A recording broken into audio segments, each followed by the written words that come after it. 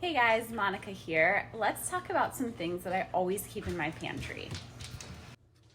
I love having these Good and Gather, either wild rice or black lentils. They're pre-cooked, and all they are is, this one is water and lentils, and this one is water and wild rice. So there's nothing added to them, and they just make it so convenient to add these great fiber-filled carbs to meals.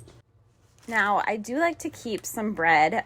This is for my kids for sandwiches. I enjoy having toast for breakfast sometimes, and I love this sprouted bread from Silver Hills. I find it at Target, but a lot of other local grocery stores here in the Twin Cities carry it.